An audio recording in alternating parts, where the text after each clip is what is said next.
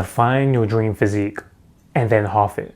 Depending on who you aspire to look like or what your dream physique is, you might even have to half it again. And I don't want to burst anyone's bubble and be that guy, but I kind of want to just manage expectations, and I don't want to be that person that sells dreams and says, yeah, you know, if you want to look like that, you can just train hard and eat clean, eat well, and you're going to look like that. Just, you know, stay patient and, you know, just keep training, keep up the great work. Like, nah, I don't want to be that guy.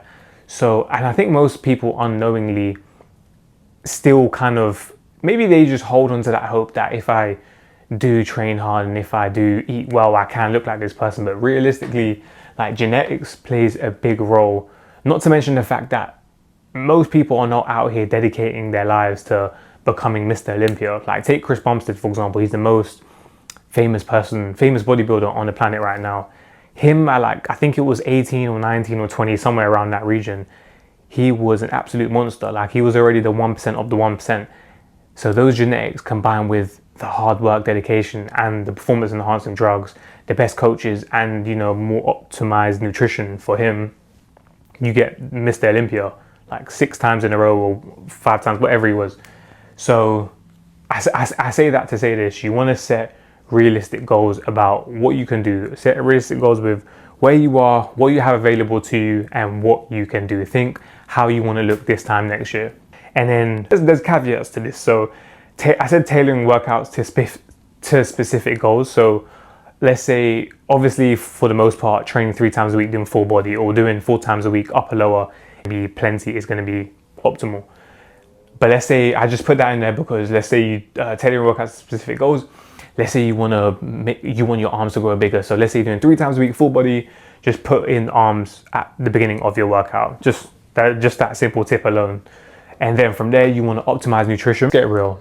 Optimizing your nutrition is the foundation in which you're going to achieve your dream physique.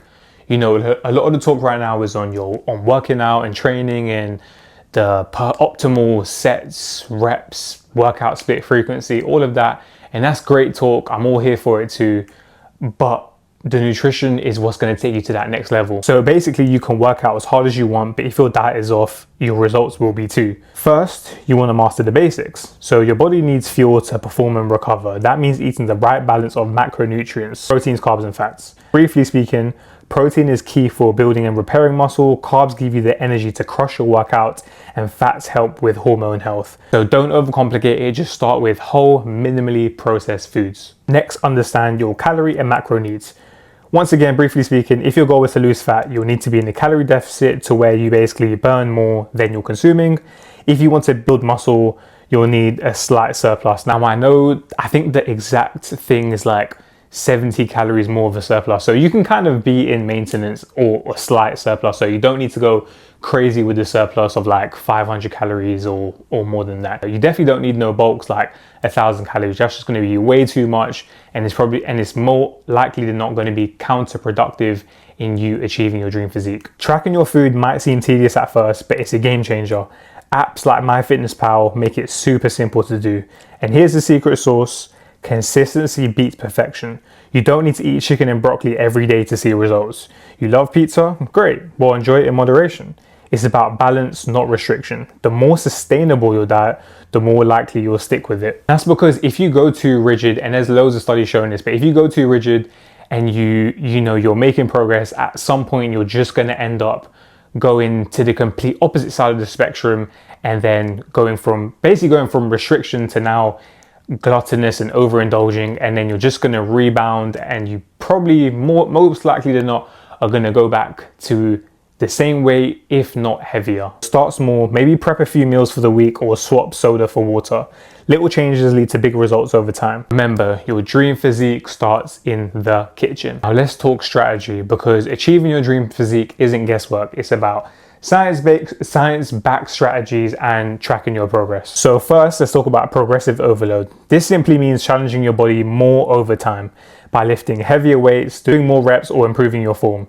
It's the key to getting stronger and building muscle. If you're doing the same thing every week, you're not growing. Simple as that. Tracking is everything too, so keep a log of your workouts, what exercises you did, the weights, and how many reps. It's not just about accountability, it helps you see patterns and adjust your plan to keep progressing. And fitness is always evolving. Stay curious and open to new ideas. Read studies, follow credible fitness experts, and experiment with what works best for your body. What worked 10 years ago might not be the most efficient method today. And don't forget recovery. Sleep, hydration, active recovery are just as important as training. Without them, you'll burn out or get injured. Trust me, it's not worth it. So start tracking today. Whether it's your training or nutrition, preferably both, data is your friend. When you can measure your progress, you can control your progress. And then we have mindset and sustainability. So let's talk about something that everyone faces on their journey, and that is setbacks. Maybe you missed a few workouts, had an off week with nutrition, or feel like you're not making progress fast enough. It happens to all of us, and here's the truth. Setbacks aren't failures, they're part of the process. First, reframe how you think about setbacks. They're not the end, they're feedback. If you missed a workout, ask yourself why. Was it poor planning, fatigue, life getting in the way? Identifying the cause helps you learn and grow from the experience. Focus on small wins. It's easy to get discouraged when you're looking at the big picture, but progress is built on tiny, consistent actions. Maybe today you show up for just a 20-minute workout, or you choose a healthier meal option. Celebrate those wins because trust me, they add up. When motivation fades, and trust me, it will, you need to fall back on your why. Why did you start this journey? Is it to feel healthier, to be a role model for your family, to prove to yourself that you can do hard things? Write it down, put it somewhere you can see it, and let it drive you forward. And keep in mind, you don't have to do this alone. Surround yourself with people who support your goals. I don't know, join a gym, find a workout buddy, or even engage with online fitness communities. Accountability and encouragement go a long way when you're feeling stuck. And finally, remember, this is a long-term game. Fitness isn't about being perfect every single day. It's about being consistent over months and years. One setback won't ruin your progress, just like one great workout won't give you instant results. Stay the course and trust me, the results will follow. But yeah, that's it for today's video. If you liked it, of course, drop me a like.